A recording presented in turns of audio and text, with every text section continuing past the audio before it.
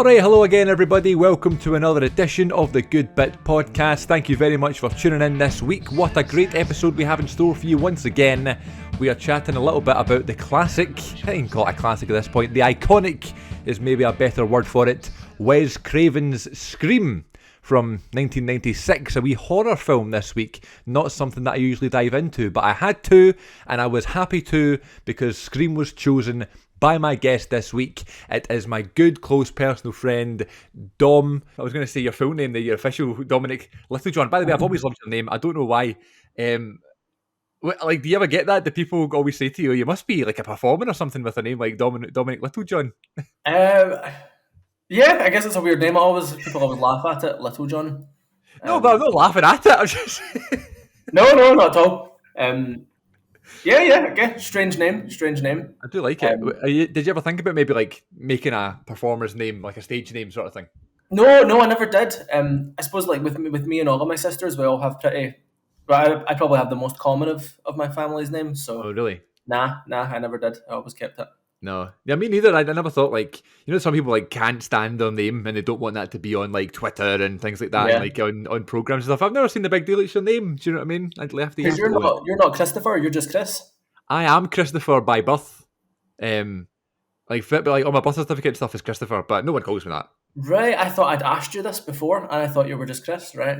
Maybe I lied to you about that, but I swear, I'm Christopher. But it is strange when people call me that now. I'll use that as like a joke. Yeah. I'll be like, "Oh, you fool named me," because I'm assuming because you're Dominic, right? You're not Dom.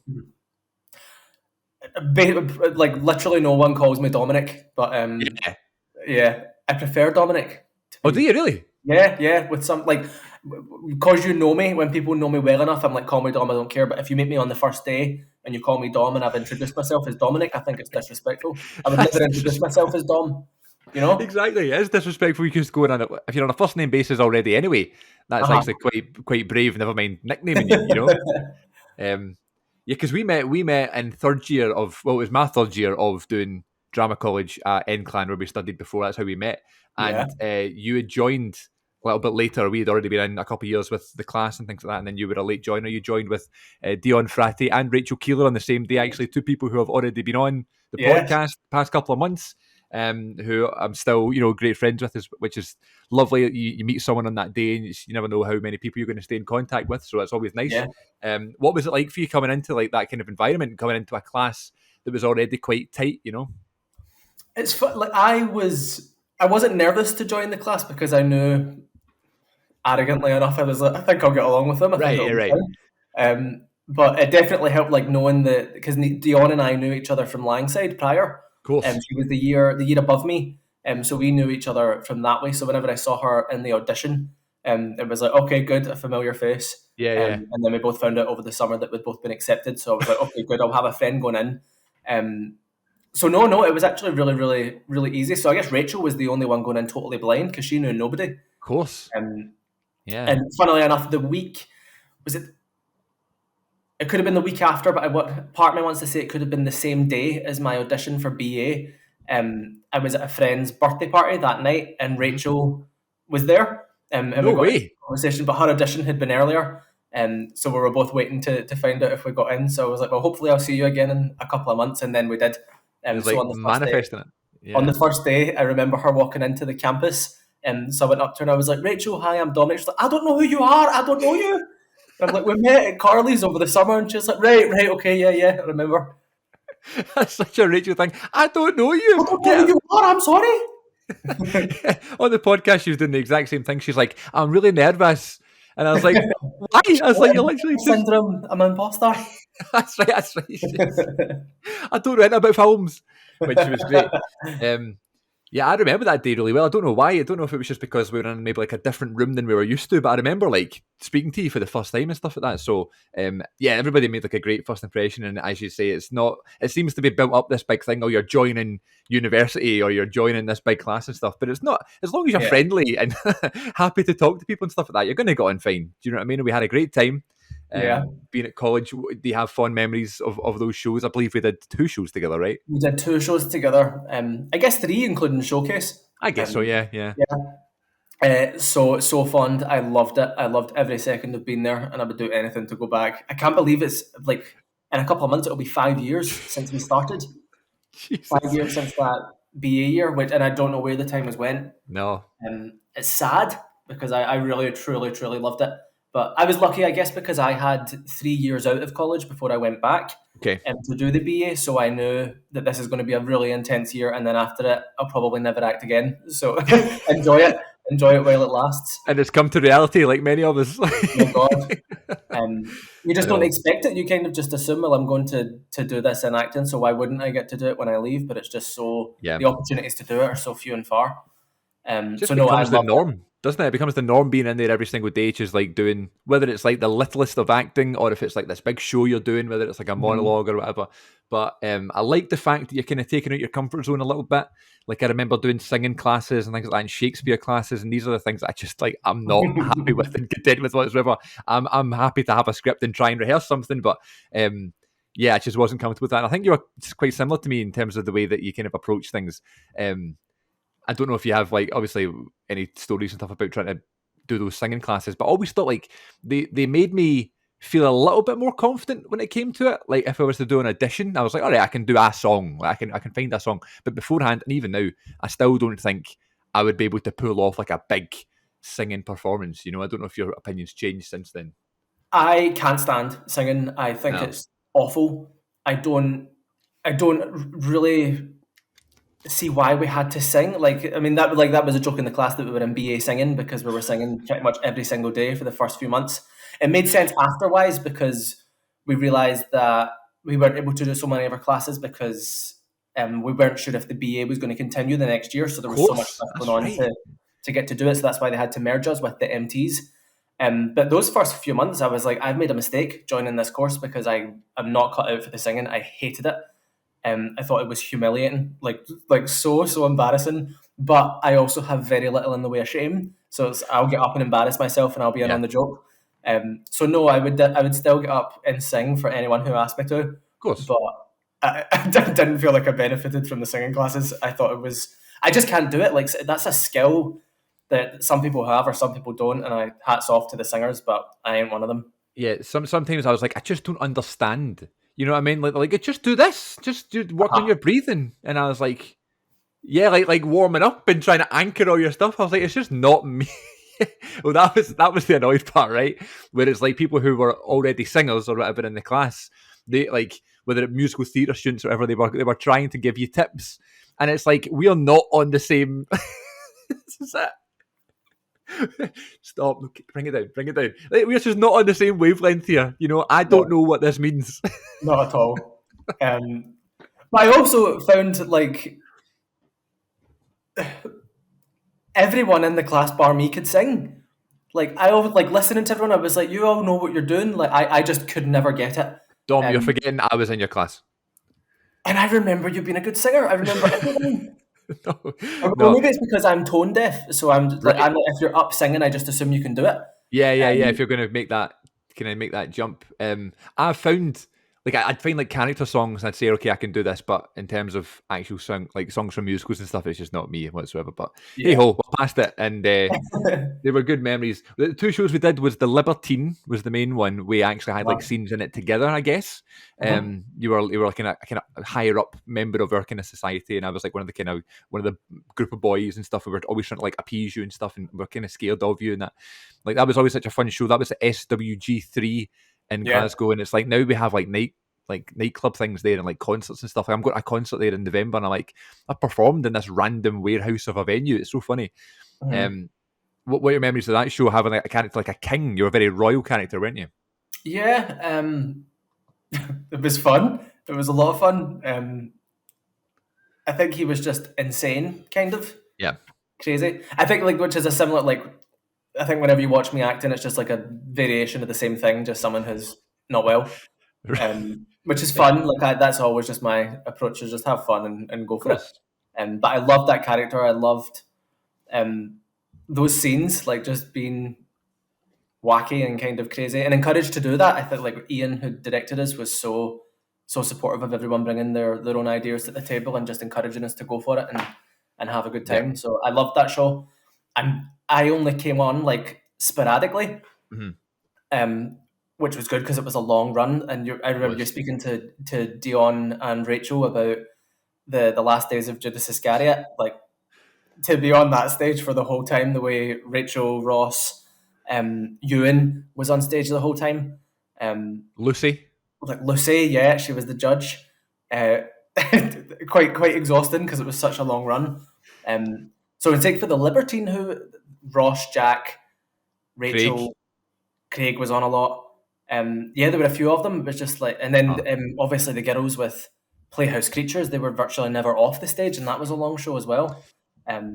So I got to just chill in the dressing room for quite a bit. Which The was very nice. small, cramped dressing room in that venue. Like the size of a toilet cubicle, and there were 16 of us in that. Oh man! Oh, and all kind of like trying to be divas and being like, "Oh, I need my space" and stuff like that. And you get Dion in the corner warming up, like, "Oh," like shouting.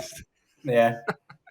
Yeah, that was a fun one. We kind of had this idea, or our director had this idea of doing two shows that were kind of linked in some way. They shared a couple of characters, and that was it.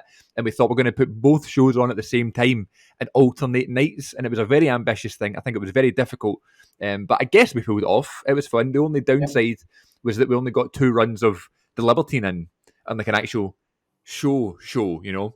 Mm-hmm. Whereas the last days of Judas Iscariot, we managed to do 4. So that was the next show we did. And that was like a courtroom drama between Judas and Jesus from that kind of biblical story, of course. So that was a lot of fun too.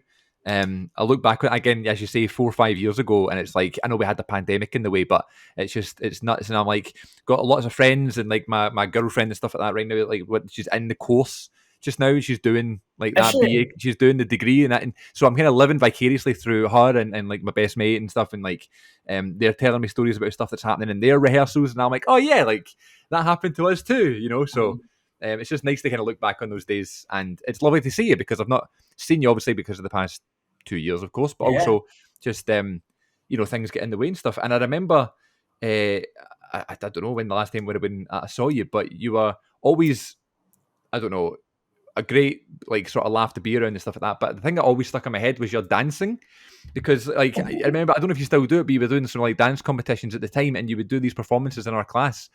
Tell us about that. How did you get started in dancing? How did you? Is that always something you were into? Irish dancing. So Irish dancing. Yeah. Yes, I think from when I was really little, my sisters were always Irish dancers, and my cousins were Irish dancers. It seemed to be a bit of a family thing. So I grew up around it and always seeing my sisters at dance classes, and then would get taken to see them at competitions. And I loved Riverdance and Lord of the Dance. Like whenever that was on TV, I used to just watch that. So then when I was maybe like 7, my mum took me to my first class. So I did that up until I was 11, Irish dancing quite a lot. And then when I went to high school, I went to Knightswood Secondary, and it was a dancing high school. So I went to high school specifically for dancing, but not Irish dancing, just other styles. And you weren't allowed to do anything outside of their curriculum. You were tied to just what they taught you at school. Wow. And then when I left high school, I got expelled from high school, but we're not going to talk about that. I don't want to dwell on things like that. I then started back Irish dancing when I was 16, and then finished that. Funnily enough, the year that we graduated, BA, was then the last year. The last competition I did was the World Championships, and they were in Glasgow that year as well. And then we did Last Days of Judas, I think 2 or 3 weeks later. And I haven't Irish danced since. It's weird because that was such a massive part of my life, because you would do it like four nights a week. Wow. So it was a lot of dancing, and now don't do it at all. Do you miss it? Yes, miss parts of it, but it's something like as you get older, it's not really about a hobby. It's not something that they expect you to do for fun. It's like something that you do, like, because I mean, people, they put so much hard work into it, as a lot of people's careers. Of course. And for me, it was always just, I liked it because it was fun. Yep. Yeah, so I do miss it. Think about it a lot, but I would never start back, I think. Oh, really? You passed it Too old now, yeah, over the hill. It's such a good skill. I always remember being blown away, but you'd always like show us like routines and stuff in class and stuff. I just thought it was class. It was because I couldn't sing. I had an inferiority complex, so I was like, well, I'll do something else that, because I can't act either, so I'll show them that I can Irish dance. Oh, don't be silly. Don't be silly. Yeah, I was impressed everybody. Everyone was like, wow, let me film this. So that was always good. Talk to me about when you, obviously that was your dance kind of passion. What about your acting? When did you decide you wanted to be a performer? Did you do shows when you were at school and things like that? You don't need to mention about the expulsion from schools, but I don't know if you did any shows and stuff. So I know in my head when I first wanted to be an actor, but my mum disagrees with that. She says it started years prior. Right. Well, 2 years prior. I remember when I was 5, I first saw Buffy the Vampire Slayer on TV. Right. And just from the instance that I saw that, although it was like monsters and vampires and demons and crazy kind of action horror, I knew that, like, I was never someone ever who watched TV or films and thought that it was real or that the actors were the characters. I always knew that it was a camera and that they were people pretending. And when I saw Buffy, I was like, well, that's what people can do, and like that's their job. Like that's all I want to do. That's just what I was thinking there. That was what I agree with that, because you're thinking these people do this for a living. Like they get paid to be in these things. It's just that it seems so fun, you know. So I remember watching Buffy for the first time was just changed my life forever. She's here with us today, actually. Oh yeah. Love that. So that was when I first was like, I want to be an actor, because from seeing that show. But I'd started, I guess, acting when I was 3, because my aunt got me a video, like a VHS, for my 3rd birthday, and it had 3 horror versions of fairy tales on it. So one was Rapunzel, one was The Princess and the Pea, and the other one, I have no idea what the name of it was, but you might know it. It's about 3 burglars who break into a farmhouse late at night, and the animals attack them. Oh no, I've no idea. It wasn't like Brothers Grimm fairy tales, but it was like scary versions. Like the cats are like clawing their eyes out, and the owl's pecking them and making them bleed and stuff, and the horse is attacking them. And on The Princess and the Pea, she gets put up the top of the mattress, and then she can't come down, so she starves to death. And Rapunzel, the witch, pretends to be Rapunzel, and when the prince comes to save her, she throws him out the tower, and he gets his eyes wrapped up in thorns and is blinded. It was great. It was really, really great. I loved it. So I would watch that over and over, and it wasn't animation, it was like still pictures, right? And the voiceover artist would narrate the whole sort of sequence. Interesting. So it was basically like 3 really, really long monologues. They were like 20 minutes each. And when I was 3, when I first got that I just would watch it over and over and over, and I would be able to recite them. So my mum says, like, because I would recite them all for her and for my aunts and for my family. So it would be like, okay, give them 10 minutes and then shut them up and send them away. Yeah. So I guess I was performing that way.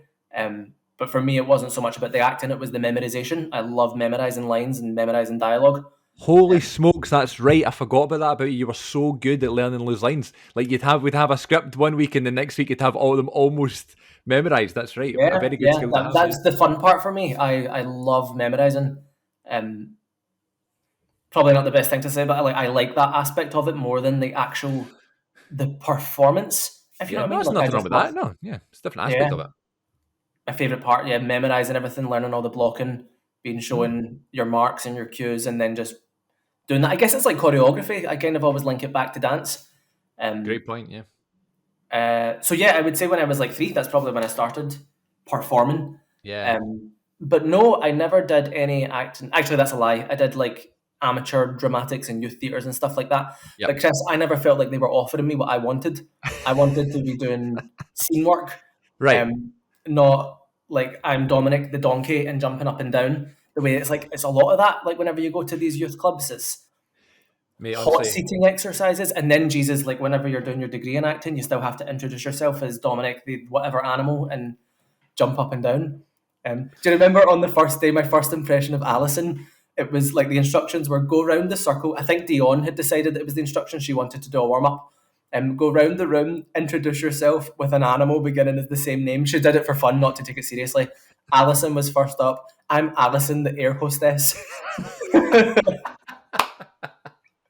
That's right. I like her. She's good. Really, an animal.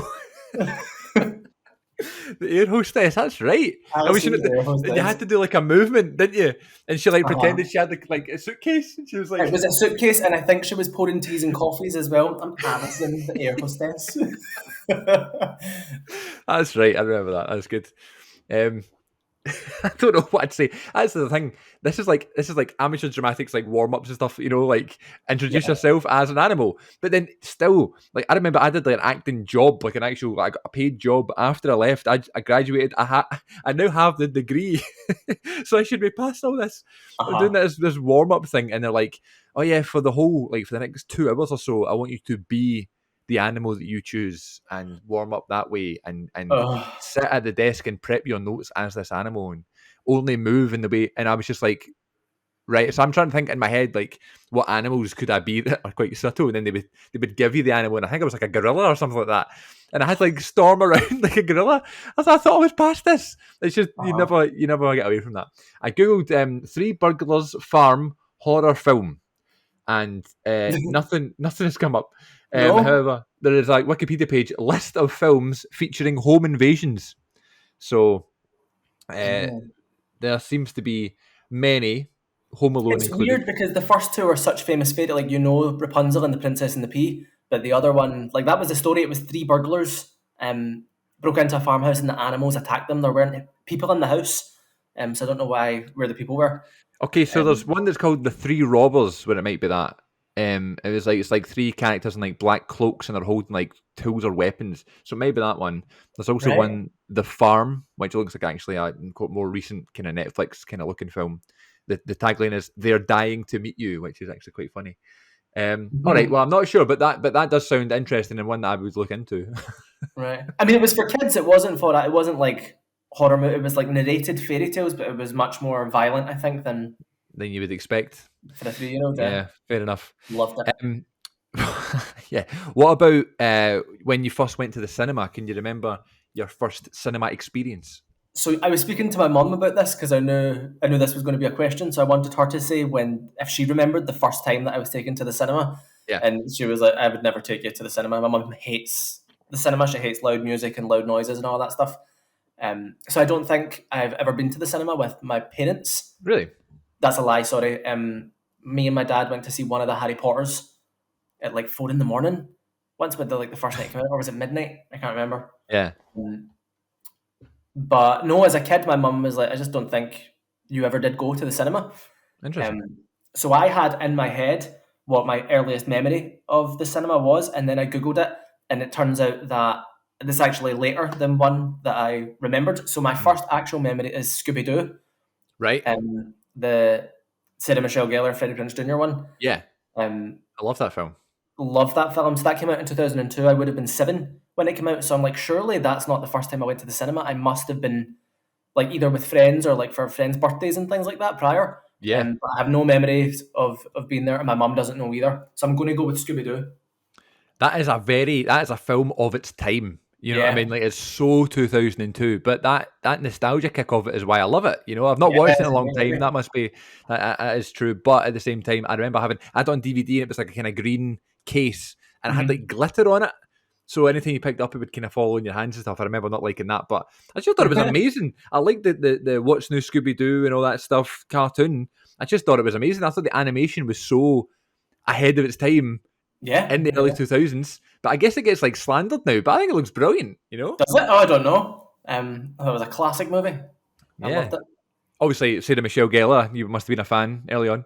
Yes, so that's like because I remember that like just loving seeing Scooby Doo because I was such a fan of hers. But weird then that I don't remember seeing any. It wouldn't have been the first time, but it's the first one that I remember. And then Yeah. the full circleness that I'm here to talk about Scream today, and Sarah Michelle Gellar as a star of Scream 2. So she seems to be a recurring theme in all of my influences. I love that. That Um, must be like your favourite or your idol, I guess, would be Sarah Michelle yeah, yeah, Gellar. my favorite actor, hands down. Yeah.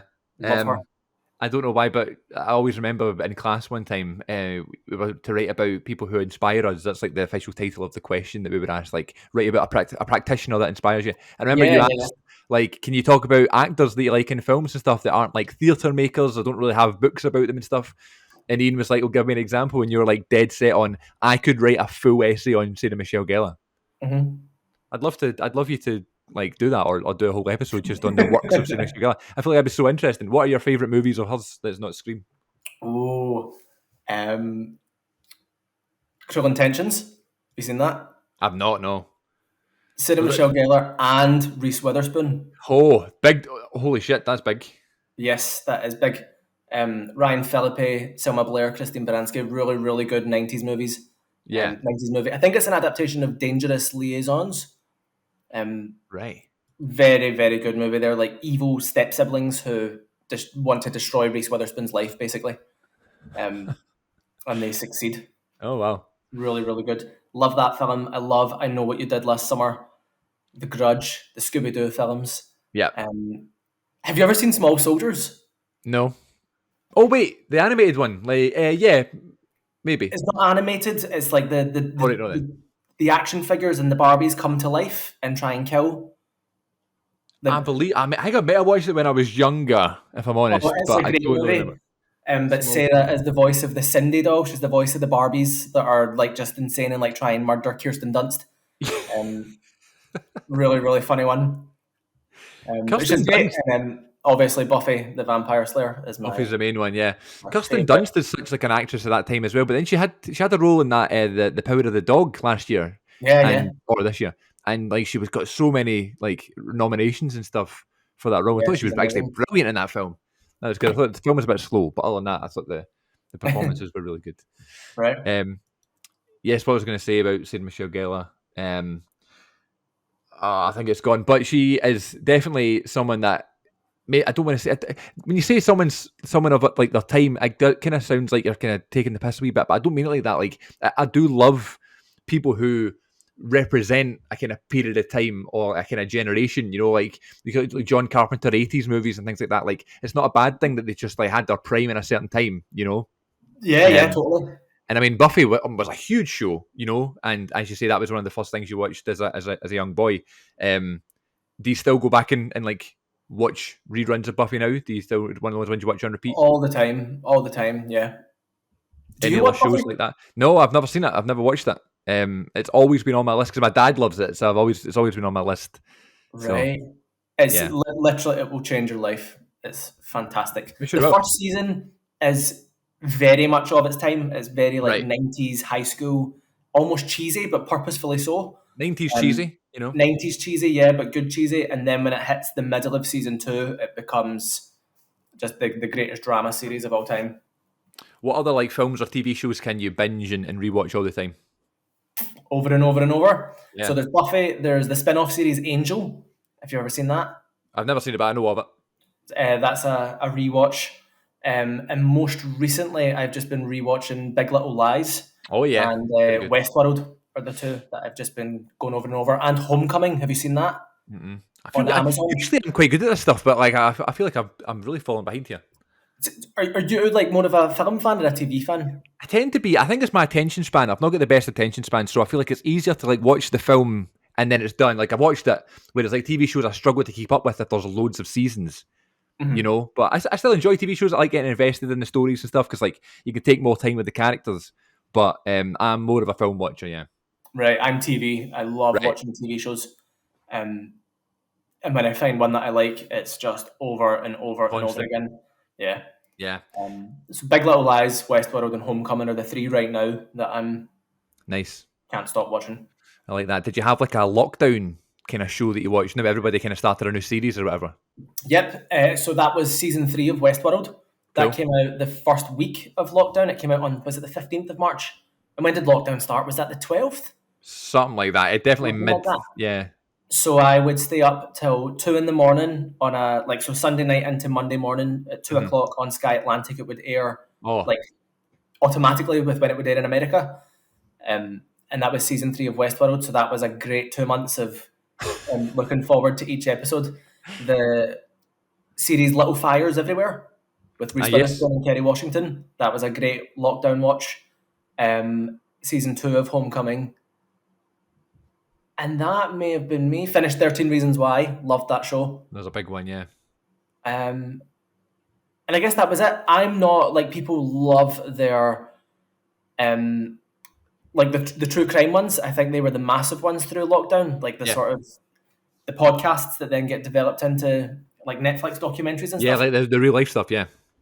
I've never liked that stuff, and I could never really get into it. I know it's like some of the most popular Yeah, viewing. But for me, I prefer fiction. I find it hard to get into real life stuff. I definitely prefer fiction, but I do enjoy a series here or there like that. I can't watch them all the time. Like, people are huge fans of them and will like count down the days till the next one comes out and stuff. I think that people like the kind of theory aspect of it and trying to come up with their own ideas and stuff. I just want to watch it. If it's a good show, I'll watch it. Like I enjoyed Making a Yeah. Murderer and things like that. But other than that, I don't jump at it. But I can get into them, I suppose. Yeah. Yeah, no, Um, what was the other one that was huge during lockdown? Tiger King? It was yeah, Tiger Tiger King. That King. Yeah, one yeah, was yeah. massive. That And one then, was good, but I didn't watch the second season because I was like, I've had enough of that. oh, I didn't know there was a second season. Yeah, yeah, recently. Ah, okay. Well, my one was The Last Dance, which was a basketball documentary series about Michael Jordan. That was a really Okay. good one. I like that I one a heard that lot. one was good, but I never watched it. Yeah. Um, hmm. No, I, true w- crime's not my thing. I would Never really. recommend Ozark. I know it's not true crime, but that was my Netflix show. Ozark was that, and then they've just released the final season, so I'm kind of watching that now. And the I've other not one was watched part two, but so like part two's just been dropped, so I'm kind of working my way through that. right. That was my main lockdown show, but then the other one was the Star Wars: The Clone Wars because it got put on Disney Plus, and I'd never watched the Clone Wars TV series before, and I've always been like a Star Wars fan, so I thought I finally got a chance to watch like this more Star Wars, and I think the first 4 seasons or so were like made for Cartoon Network, like they were made as kids animation, so Right. nothing really happens in terms of like developing a story. It's like 20-minute episodes, and they're fun and stuff, but I just couldn't get into it. Whereas like the later seasons, I don't know if they were dropped from Cartoon Network, but they're a bit more gritty and stuff. So they're more kind of character arc driven and stuff like that. Whereas the other ones were like a kids show, I just couldn't really get into as much as other people. So that's the sort of stuff I was watching in lockdown. Mhm. Um, cool. Well, we were going to chat about Scream as you mentioned, but like when I messaged you about like pick a film or whatever, like what one would you want to talk about? I in my head had that you were going to pick The Shallows, Yeah. which is a film that I remember you loving. We talked about it actually on the Good Bit a few years ago, actually. Mhm. And I just remember you loving that one. We won't obviously deep dive into it. That wasn't a pun, by the way. We could though. We could though. We could if you want. Tell me why you liked that film so much, that Blake Lively film about sharks. Why did you just love it so much? Because I think it's a So great film. the shark subgenre of horror thriller is Yeah, what I will. They are either some of the worst films or some of the best films. I loved The Shallows. I was going to go see it regardless. I thought a cool looking great white shark, beautiful Mexican beach. And it's a one woman show basically. Like she's in that entire film by herself. 100%. It's a Um, great performance, actually. Fantastic performance. And just the cinematography, everything, like the tension, I love the water. I would just like if that was something that was I would love if that happened to me. It was one of those situations where I was like I would kill to be in that situation, but survive it. Of course. Um, and I just loved the film. I think I saw that like 6 or 7 times in the cinema. I thought it was that good. So yeah, it's definitely one of my favorite films. Other shark genre. Have you seen 47 Meters Down? I have. Have you? Yeah, yeah. Okay. I So have. I'm not a horror guy at all, right? I don't like horror films. I know you are, but I'm just not a horror guy. But I love, as you say, the shark genre. Yeah, do you? Yeah, yeah. So Have 47 you? Meters Down was one that I really enjoyed as well, but not as much as The Shallows. Oh, really? It's something it chops and changes for me. I can Right. sometimes I'll go for that one, go for that one. The mood of 47 Meters Down, like it's just so dark and claustrophobic. Is it? Um, Whereas The Shallows is quite the opposite. But I love the tension of that movie. The first time I watched it, it was like with headphones in a pitch black room, and I was like, I need to pause this because it was so tight for air. Everything that could have went wrong for those girls went wrong. Um, yeah, they got done nasty, but it That's not was good. That's not a good. great movie. What about The Meg? The Meg was a comedy, and I don't like comedies. I like dark comedy. Well, I suppose it was a bit of a dark comedy, but I wanted that to be more of a straight horror because it's Mm, based on a horror book. right. That entire franchise, the Meg series, like they're quite serious, Yeah. a lot more darker. Whereas, I mean, I guess for the sake of that movie, it has to be more of a comedy because it's. I mean, how big is that shark? Like 100 foot or something? 100 feet. Um, Yeah. yeah, no, but I did see it. I did see it, and I did like it. But it didn't top 47 meters or The Shallows for me. And controversial opinion, Jaws doesn't top The Shallows or 47 meters for me. That's right. We'd have had this conversation before. So Jaws is one of my favourite movies of all time. It's like top 3 for me. Right. And I think that's why I like shark films now, because I love Jaws. And it was more so, as you say, the situation. You know, I never thought, you know, I'd want to be in that situation, but the idea the 3 guys that don't like each other are stuck on this boat trying to survive this shark, like that was the idea that I loved so much. And even now, like I've watched Jaws so many times, it'll be like you with The Shallows. Although it doesn't like scare you anymore, you still kind of get a bit creeped out. You know what I mean? When you watch the shark and stuff, and you see the shark in its element, like trying to attack, that really does still freak me out sometimes. You know? Yeah. I mean, that like fear of like, I love swimming in the open water, Yeah. but if you get that quick little thought of you have no idea what's Oh my watching god. you and what's coming after you, and you have not a fighting chance if something decides to come for you, it is creepy. Like it taps into a really primal fear of the ocean. So people who are just like already scared of the ocean, I can understand why they maybe don't like those movies. I love the ocean and I love sharks. I don't want to get bitten by it, but if that did happen, I would want it to play out like The Shallows. Yeah. Live to tell the tale anyway. Yeah, Yeah. set it on fire, outswim it, stung by jellyfish, the lot. Yeah. I mean, the injury that Blake Lively gets in The Shallows in her leg is ridiculous. It's so bad. Oh my god, that I was freaking out just as much as the shark. You know? Yeah. I Um. mean, that was a big shark. Like I don't know, like it was breaching the water and eating people and all in one. But it chose to take a little nibble out of her leg. That's true. So like, it could have easily, for the sake of the story, I was like, she could have easily died. That was an aggressive shark. Yeah. But we needed our hero to overcome the obstacle, didn't we? We did. Yes. Blake Lively is our hero. Yeah. Are you going to go see the second Meg film? Yes, I probably will. I probably will go see it. Yeah. However, there's one coming out on the 29th of July called The Reef Stalked, which is the sequel to a 2010 film called The Reef, which is an Reef, Australian right. shark film. I've seen that one, yeah. I loved that film. Really, really good. Yeah. And it's the same director, same producer, so they're doing a sequel, which I think is about 4 girls on a kayak. Oh, cool. Mr. Great White comes to pay them a visit. Let's go. The Reef what? The Reef Stalked, I think The is what Reef it's called. Stalked. Okay, and that's late July. I'll check it out. Late July. And one came out a few weeks ago called Shark Bait, which I saw the trailer on YouTube and I was like, okay, this looks better than it has any business being. Yeah. And I watched it and I thoroughly enjoyed it. There were some moments where it was just like, I find with a lot of these films, when people survive, it's like, who is going to outswim a great white? It's like such a suspension of disbelief. So I kind of get annoyed when people survive in those sort of films.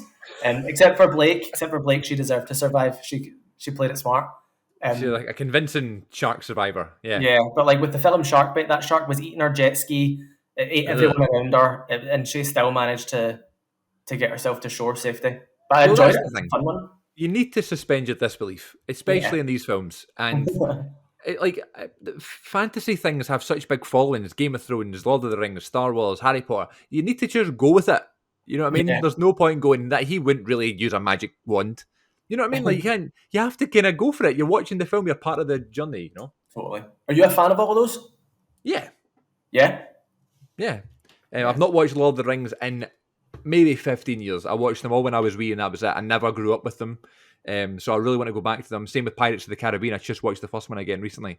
But always been a Star Wars fan, a Harry Potter fan. I've read all the books now. That was my lockdown project. Read all the Harry Potter books and stuff. So I like a big franchise, but almost prefer the kind of individual standalone start to finish films. Like there's more of a kind of trick to that, to making a film like that really good, you know, that doesn't have this big following already. It's like a standalone, you know. Yeah. Have you managed to get to the cinema at all recently? Well, the new Scream 5 came out in January, and it's my record. It's my record for cinema trips. Guess how many times I saw it? Right. It's probably not as high as you would think, but it's higher than The Shallows, which had 7. Oh shit. Okay. I feel like there's a film that came out when we were in college together that you saw a lot. A horror film. Where we were in college. So it would have been 2017, 2018 sort of time. 2018. I feel like you went to the cinema a lot to see a film at the time. Anyway, okay, so the new Scream film, I'm going to say you went 9 times. 10 times. 10. I had to get it up. I love that. Did you different? Did you want a different experience? Did you go to a different cinema each time? Did you go at different times of the day, or did you just want to see the film again? No, I just wanted to see the film again. I am like, I love the cinema, but Yeah, I hate audiences. I can't yeah, stand being in the cinema with other people. I really, really, really annoys me. Even when people are quiet and respectful, I just don't want them there. I want it to be only just you. me. So I can't go to the cinema now. I'll go to the cinema like with my friends if I don't care about the film. Like, Right. I'm happy to go in a group, but if it's a film that I want to see, I need to go by myself. So with Scream, it was the first showing early morning. I went to see it at Silverburn, and I just went to the morning showings each time until it had been out for a while, and then I can go at night because I know it'll be quiet. Yeah. But I can't risk the upset of waiting to see that film and someone destroys it, It which is. happened to me, Chris, with Scream 4. What happened? When it was first released in April of 2011, I'd been waiting for that film since I was a kid, and I went to see it at Clydebank Cinemas for the first showing of the day, and there was a queue for the film Rio. Do you remember that? Yeah, that's random. I was thinking about that the other day. They Yeah. came out at the same time, so I remember like Russia was like, "I need my ticket to see Scream," um, and when I finally got it, she was like, "It's probably just about to start." So I was like, "Okay, that's fine." I ran in, and when I opened it, on the screen was Kristen Bell and Anna Paquin, and they were doing their scene. So I was like, Right. well, I know I've missed the logo, so I know that I've missed like the trailers and I've missed the title that says Scream, and I'm like, I'm not watching this. So I turned around and I walked out, and then I went on the train and went to Renfrew Street, Uh huh. and got the ticket for then the next showing of Scream that was going to be on, and it was in the massive whatever that is, multiplex, the huge screen. Super So I screen or was whatever so it is. Yeah. excited. And it was busy. And I was like, okay, that's fine. Like, they're fans, they're supporting my favorite franchise, so they can be here, I suppose, as long as they're paying. But don't talk and don't come anywhere near me. So I went and I As sat long in as the they're very, eating. so I sat in the very, very front row. And I was like, this is fine. So it's like so close that you're like looking all over to see it, but that was Yeah. okay. And then Chris, a couple sat next to me, and he had a cold. Oh no. And I had never, it took me out of the film. I couldn't focus on anything other than Oh, disaster. That's one of the worst. every 2 seconds, but to the point where I was just looking at it like, are you kidding on? Why would you do that? Like, it's just, I know they sat in the front row so that they were the furthest away, but you shouldn't be there. Like, Yeah. Yeah. I'm here to Yeah. watch Neve Campbell after an 11-year absence from the Scream franchise, and you're doing that. I was so angry. So after that was over, what did I do? I bought a ticket for the next show and went in and saw it again, and it was a nice experience. Good. You just kind of wish maybe you got to the cinema a bit later so you didn't need to encounter that. Oh my god! Or if I'd been there earlier for Clydebank, it could have been fine. Yeah. Um, but that was awful. And then another memory that I have when I went to Killarney, a place in Ireland, for a dancing competition. The following week, and it was just me and my mum. My sister was going to join later in the week because I danced on the first day and the last day. It was a week long. It was the World Championships, Right. whereas my sister danced on the last 2 days. So it was just me and my mum for the first five. And we went a walk through the little town centre, and there was this tiny little cinema, and it had 3 screens. They were showing Rio, Scream 4, and Red Riding Hood, the one with Amanda Seyfried. Right. So I said to my mum, I was like, we need to go see Scream 4. And she was like, I hate the cinema. You've already seen it like 5 times. And I was like, I know, but we're in, like, there's nothing to do. Like, come on. Yeah. And that was the only time I ever went to the cinema with my mum. It was a tiny screening. We had it to ourselves. The film started, the door opens, and a pack of teenagers come in. And I was like, oh no, oh no, oh no. And then when it started, they were like, this isn't the right film, made in the wrong screen. And they got up and left. So Oh, we thank were goodness. ourselves. That was lovely. Yeah. I get the kind of obsession with trying to go to a busy cinema to get that experience, like a midnight screening or like going with fans and stuff like that, like 300 seats. Like, I get it. But at the same time, I don't know if this is now like a post-COVID thing as well, where I don't want to be around loads of people, So I remember like when I was wee, I went to, I don't know, maybe it was Garfield or something like really like animated film when I was younger, and there was no one in the cinema. I just thought that was just so fascinating. They are putting on this film, and there's only one group of people here. Like, I just thought that was hilarious. Like, they were able to do that. But yeah, I do like going to the cinema when it's either just myself or there's not many people in there. You do get a full experience that way. If it's a film that I want, if I'm passionate about it and I'm excited, I go by myself. If it's a film that I'm not too bothered about, I'll go with groups of people, and I don't mind people speaking. Yeah, I love that. But Oh, it's like fucking hell, man. people speak in the cinema. Like you All think the that time. it's like a joke that people like noisy audiences, but it's true. Like Yeah, people but sit on their like, phone, people talk to one another. It's great. I don't get it. Why would you waste your money? That's another thing, and it's the same with theatre as well. Like, so we're film people, me and you, right? We'll go to the cinema to watch the film, to have that experience, whereas other people just will go to the pictures on a Saturday afternoon just for something to do, which Yeah, isn't what we would do, you know. So I guess you need to kind of time it right. As you say, the modern screens are quite safe, I'd say, or the yeah, later ones. Like, if you go out to see a film after 9:30, you're pretty safe, you know. yeah. That's true. So things like that. So tell me about Scream then. So the first one from 1996 is your chosen Mhm. film. Tell me, when did you first see it? Why do you like it so much? Why would you consider it your favourite film? Well, that's a trick, Chris, because I said Scream. I'm here to speak about the franchise. I'll be representing all 5 films today. Please do. First time I saw Scream, I want to say I was 3 or 4. I remember be watching. Do you remember back in the old days when a TV program would finish, the screen would split and it would show you a trailer for like what's up next or what's going to be on Saturday night or Sunday night. Yeah. It was during summer holidays, and it came up and it said on Saturday night at 9 o'clock or 10 o'clock, whatever time it was going to be Scream. So it was like the little 10 seconds of Ghostface chasing and like stabbing people and people screaming and running around, and I was like, I need to see that. Yeah. So we went to Ireland on my mum's mum is from Ireland, was from Right. Ireland, just passed away now. But so we used to spend our summers over in a place called Coney Island, a little beach town. We would do summers over there, Easter's, and then usually get away for a third time to visit my nan. Um, and then in the later years when she moved over to Glasgow, we still would go over there anyway. But not that any of this matters. We're talking about Scream, sorry. So That's I fine. remember being on the boat, being on the P&O boat, and I was just like, Scream's on tonight, Scream's on tonight. And I saw like the newspaper that had the What Song Guide, and so I was like, Yeah. Scream, Scream, Scream. And I somehow convinced my parents allowed me, because I'm from a big family, so lots of cousins would be there, and all my sisters were there. So there was about 10 of us, like who were the young ones. I think I was probably the youngest at that point. Maybe one of my little cousins was there. And we all sat in the living room that night, and like in the dark, like just by the beach in Ireland, like in the middle of nowhere. It's like a really small town, and watched Scream, and it was unreal. I just remember it so vividly. I loved it. And then, lo and behold, when that finished, the Scream parts, and you see the trailer for next Saturday, Scream 2, and I Oh was like, man. there's another one. And then it was Scream 3 the following week, and I was just so excited. I remember then that was my first time seeing it. And then that was a thing Channel 4 did every summer, is that they would show the Scream trilogy. So Cool. me and my best friend Laura, who my best friend, she lives just a few houses down the road. So we've been best friends since we were like 4 or 5. That's like Scream is our passion movie, because our summers were spent like dressing up in the costumes and just chasing each other around the streets with real knives and stuff. Like we were a little, but we had like our video camera, so it would be, Right. So it's okay.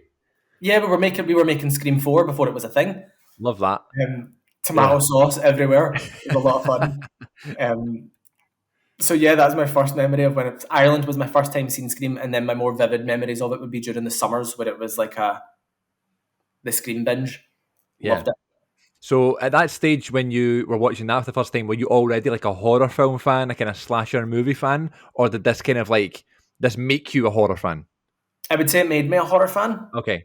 It made me a horror fan, and it didn't scare me. It Right. just excited me. Like I just loved watching that film.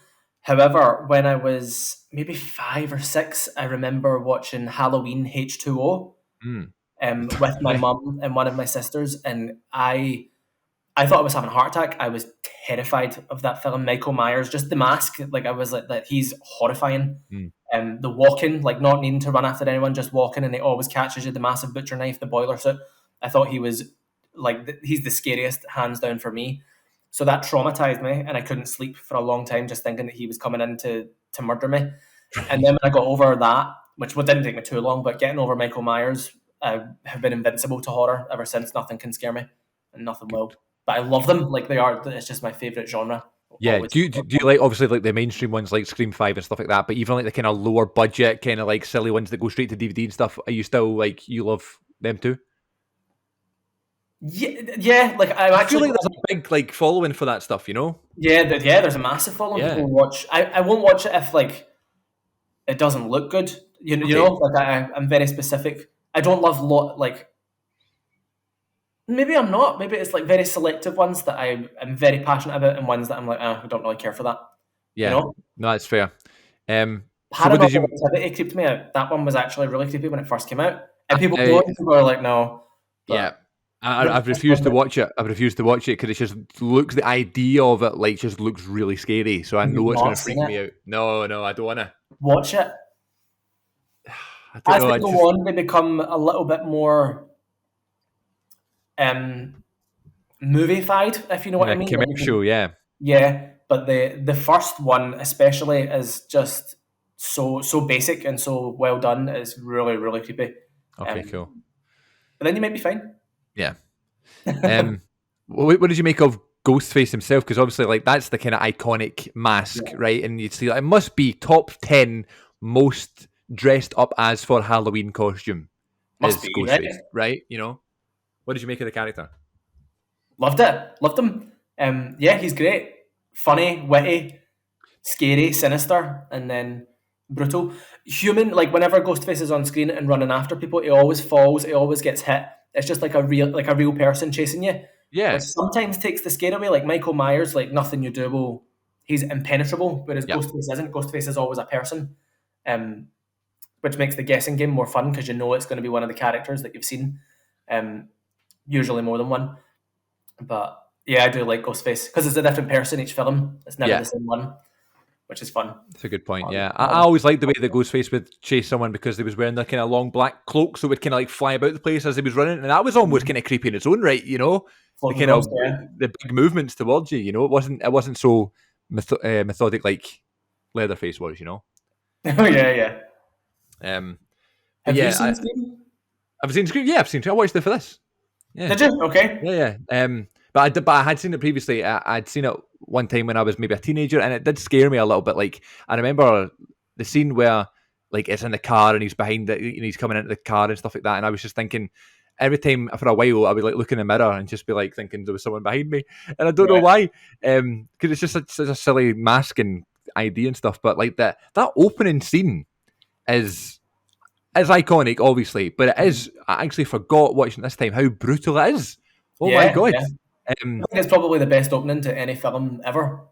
that was what I was going to say. Horror I heard culture, someone I say that love it. it's like one of the most iconic opening scenes ever. Would you say that ranks as one of your top favorites? Yeah, it's my favorite.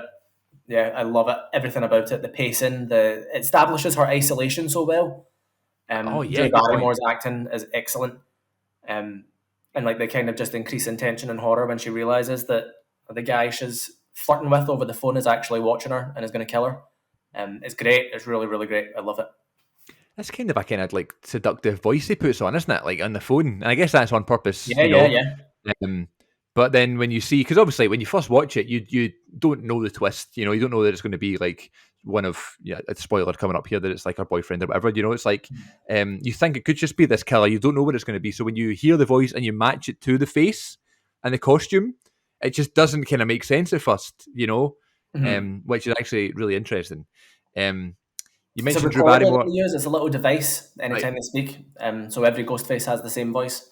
Yeah, But that's what I love. Like what Scream does so well is that it very quickly establishes the boyfriend Billy as the suspect because even the lead character Sydney, she accuses him and then he goes to jail. But then the killer's yeah, still out there, so she's like, okay, it mustn't have been him. And then even he's getting stabbed and everything in front of her, so you just totally write him off. And then yeah. in the end, it is him that's doing it all. So it's great. I really loved how they play into that as opposed to it being kind of predictable that it's the boyfriend. They establish it early on. Definitely. Um, You mentioned Drew Barrymore. What do you make of the other characters? There's obviously Courtney Cox playing the kind of Cox. bitchy kind of news reporter. There's David Arquette. What do you make of the other characters? So the three legacy characters, Nev Campbell, Courtney Cox, and David Arquette, are fantastic. Yeah, Like I don't think you would like it would be hard for a franchise like that to carry on for as long as it has if those characters weren't so iconic and so believable, and if you weren't so attached to them. Um, it's a good point. yeah, I think Nev Campbell I think is the greatest horror final girl of all time. There's a few of them who would be up for contention, but for me it's Nev. Wow. She's a boss ass bitch. She ain't scared of no one. Yeah. Okay? She's never scared. She'll fight anyone. And it's whenever Sydney's on screen, it's fine. Like she's got it handled. Yeah. I think someone like Courtney Cox. So this came out in 1996, right? So Friends had been on for 3 Yeah. years. That's a very difficult thing to do for someone like Courtney Cox, who's such an iconic character now. In this, it was the most popular TV show of all time, probably still to this day. But even like at the time, I can just imagine what it was like for those 6 actors, in Friends, to just not being able to go anywhere without being recognised. So a few of them obviously did films as that was going on, and this was kind of Courtney Cox's biggest one, right? This big break for her. Do you like Courtney Cox as a character in this one, or do you not like the fact she's playing a bit of a bitch? No. So, Courtney Cox is so funny as Gail. Although she is a bitch, she's really, really funny. Especially in maybe the first 3 films. The first 3, like, she's very just cutthroat and ruthless and delusional in her ambition.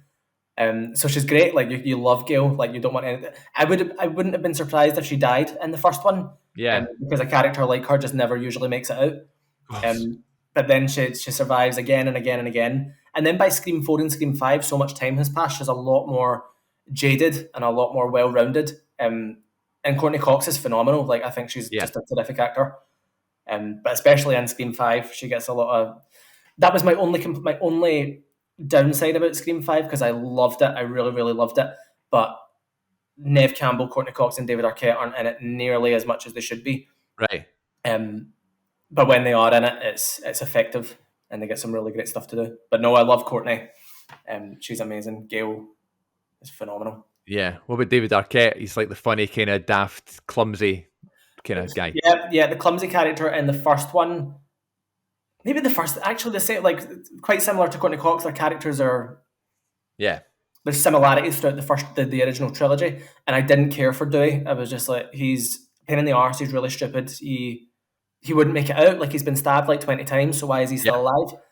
And he's not helping anyone, like, he doesn't solve any of the crimes, and he doesn't do, like, it's all Sydney and Gare are the ones responsible for all of this happening. But by Scream 4, similar to Courtney Cox's character and Neve Campbell's character, they're so different as a result of the past decade of being terrorised by serial killers. They're a lot more mature. So I really liked him in Scream 4, and then I really liked him in Scream 5. But strong mustache game in the first one. I've not seen the other one, so I don't know. I don't know if he's got the mustache in the other ones. More of a scene in Scream 5. Oh, really? More grizzled? Yeah. Mustaches for the other ones, though, since for the first 4. It's more iconic, though, right? Mustache.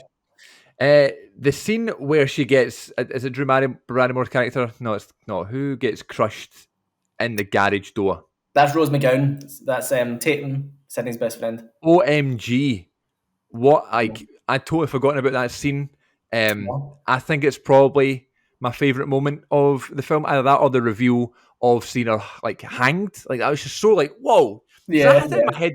I'd watched Scream ages ago, as I said, and I was scared by it and stuff like that. But I feel like there's this reputation that Scream, like, there's scarier films, and there's more kind of like horror-esque films out there. So you look at Scream and you don't take it seriously. But I was like, this is much scarier and more violent than I remember, especially with scenes like that. Yeah. So that's my favourite bit. What is your favourite best bit of Scream 1? Ooh, that's my new segment here. This is the Good Bit podcast. But tell me your best bit. Yeah. I know it's tough.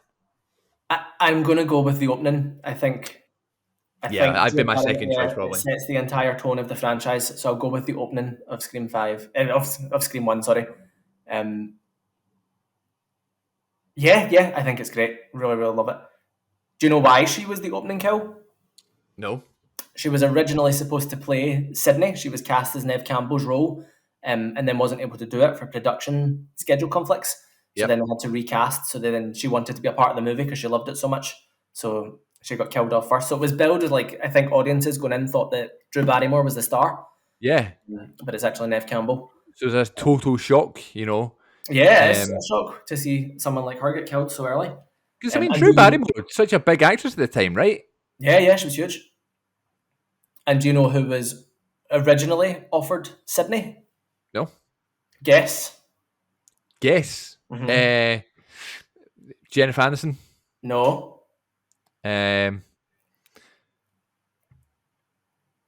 Let's see. Who could it be? Jodie Foster? It was Reese Witherspoon Oh, was I should have originally got that. offered. I should have got that. Yeah, she was offered Sydney, and didn't take it. Oh, she refused it? Yeah, so she did a film the same year called Fear, one with Right. Mark Wahlberg, and she's spoken about how she didn't really like her experience in that genre, the horror thriller type. Right, She I thinks was see. better elsewhere. But she was Um, just weird because she's so good in Fear. But then they went with Neve Campbell, and the rest is history. I think Reese Witherspoon's a good actress. Oh my god, yes, of I'm course. looking. I'm looking at the mid-90s films of Drew Barrymore, who's obviously quite a big name at the time, right? So there's Wayne's World 2 in 1993, Batman Forever in 95, there's Scream in 96, there's The Wedding Singer in 97. Right? So these are big films. These are very like mid-90s films. So Yeah, definitely a big name. I guess people would have been shocked the fact that she has the first kill and stuff like yeah. that. When I know I was speaking to you today, I was like, I really don't know enough about horror films and stuff. I know you're a big fan. So I just Googled other horror films from the 1990s, right? That came out around this time. Because I think 80s is like the kind of main horror decade, Right. right? Like Yeah. iconic thing. So on IMDb, there's the top 100 horror movies in the 1990s. So I'll read you the top 10 and you can tell me ones that you like or if you would agree with this, right? I'll probably hate them all, but Okay. Number 11 is Night of the Living Dead. Number 10, Brain Dead, 92. never seen Brain Dead. Number 9, Innocent Blood. I don't think I've seen that. No. 8, Lord of Illusions. What is this? 80s best horror movies? 90s best horror movies. 90s. Oh right, okay. No, I've not seen that. Right. Then number 7 is Candyman. Yes, Candyman's good. Candyman grew on me. First time I watched it, I wasn't a big fan, and then I watched it again for the new one that came out last summer. I was going to say, what did you think of the new one? I quite liked it. Yeah, I really liked it. I thought it was really good. Yeah, so I Uh, did like Candyman. Number 6, Dracula. The Bram Stoker one. Yeah. Yeah. I mean, I've not rewatched it in a long time, but I remember liking it the first time I saw it. Good gothic feel. Number 5 is Interview with the Vampire, the Oh my Vampire god, one of my Chronicles. favourite movies. I Is it? love that movie. Um, Tom Cruise is fantastic in that film, and Kirsten Dunst and Brad Pitt. But there's a TV show version of that coming out. Is it really? Yeah, this summer. My But God, this Interview with the cast. Vampire.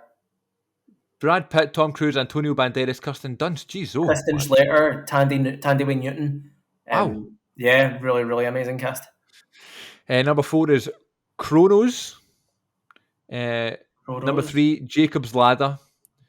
Jacob's Ladder, like, I don't think it's a horror, but it's a good movie. Like people do love it and would say it's a horror, more of a psychological film. But Yeah, it's listed under here, drama, horror, mystery. right, Number 2, Begotten. Begotten. I've never seen that. Wow. And number 1 is The Silence of the Lambs. So, wait, so Scream's not on this list? That's top 10. Scream, guess where Scream finished? 12th? 17th. Well, it's wrong. I don't like that This is a wrong list. I don't know what it's based on. I'm going to assume star rating by audience. I'm not sure, but right after Scream at number 16 is Ring, and then there's The Exorcist 2, not Exorcist 3. Sorry. So very interesting. Not sure about that one, but I just thought that was interesting doing the top. And where's 10. Scream 2? And I Know What You Did Last Summer? Are these And How 90s Many films? Weeks to Go? I don't like this list at all. No. Army of Darkness is number 22. Scream 2, let's see.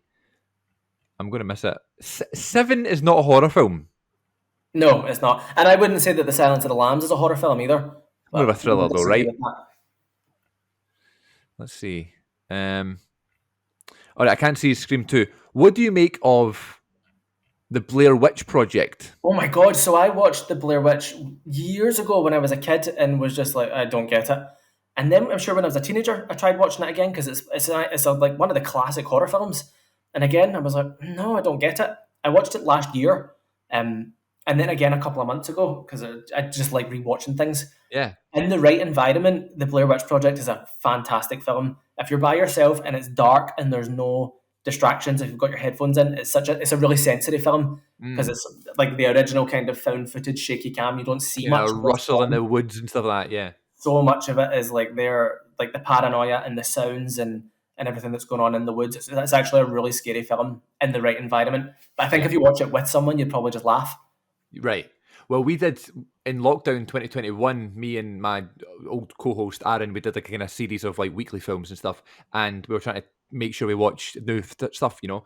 And we watched the Blair Witch Project, and we both liked it. But again, we're like, I feel like we're missing the point. But if this came out in the 90s, if we saw this when this came out in the 90s, and we were in the cinema and stuff like that, like maybe it would have caught us a bit more. But I like the idea, quite original. And the only reason I'm asking is because I went camping on Saturday night just there, on like a camping trip, and like I was left myself at one point, and I was like, "This is like Blair Witch. Hope nothing bad happens." But I had a good time. Just as we finish up, tell me, you've obviously got the 5 Scream films. Can you rank them for me? Tell me the order of which you like them the most. Okay. For loyalty, I'm going to have to go with Scream 2 because Sarah Michelle Gellar's in it. And that's just an amazing film. Scream 2. That's your top one. That's your favourite one? Mm-hmm. Yeah. Scream 4.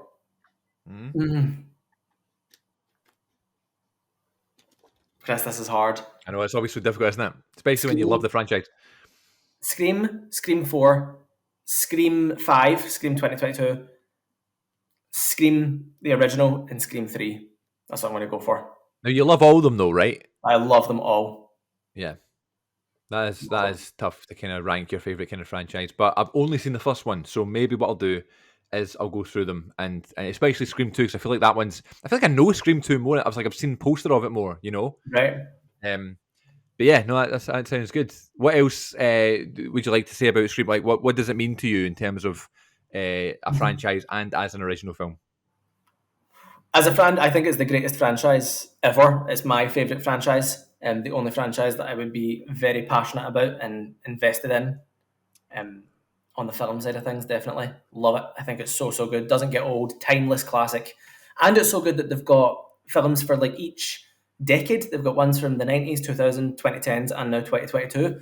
So it's spanning, like it's encompasses like all trends of the horror films and references everything, turns them on its head. Very self-aware. I think sometimes people get confused between Scream and Scary Movie. They aren't able to tell the difference. Scream is a horror that is funny, whereas Scary Movie is just a comedy. So is it because like Scary Movie like does the spoof of like the opening of Scream, right? Yeah, and it's like a ghost face lookalike who's killing everyone. Yeah.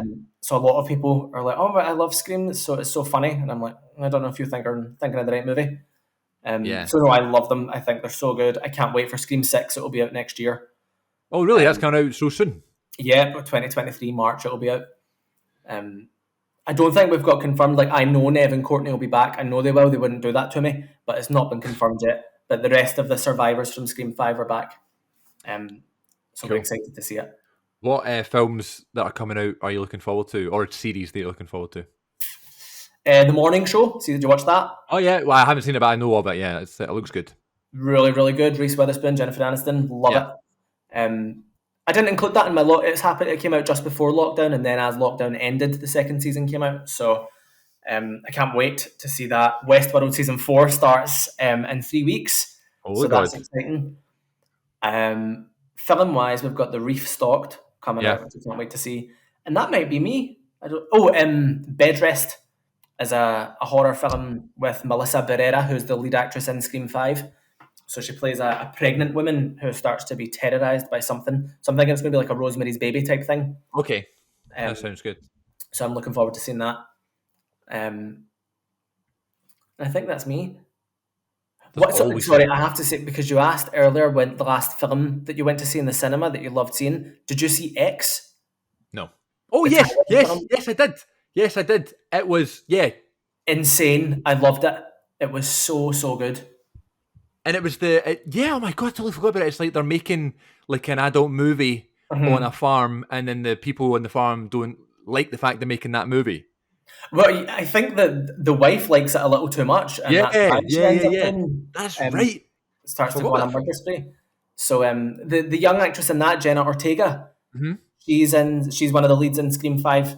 And I thought she was amazing in that. So I was like, I'll definitely go see X. And it did not disappoint. Mia Goth. She plays the old lady and Maxine. She plays both of them. She's the same actress in both roles. She was terrific. Very clever. How did she do that? Yeah. And then they'll be making a new film of a prequel to it called Peril, which is the old lady when she was young. Will be, I think, later this year or next year. Wow. I'll be looking forward to seeing that because I really, really loved X. I did see that one. The last film I saw, though, was Everything Everywhere All at Once. Right? Was it good? Yeah, it was awesome. Yeah. It was very, very well made. And one of those ones where I'm sitting going, I can't believe someone wrote this. Yeah, it's like so well done, so definitely would recommend that one. But yeah, I've noted a few of these down that I really need to kind of expand my kind of horror, especially with new stuff. So I'll definitely check some of them. And then when I watch Scream 2, feel free to come back on the podcast and we'll talk about that film in more detail. I'd love to, yeah. Have you watched Don't Breathe? Yeah. That's one of my favourite horrors. I had to give that a shout out. I love that film. Can't really remember the second one, but I did like the first one. I like the second one. The second one's good.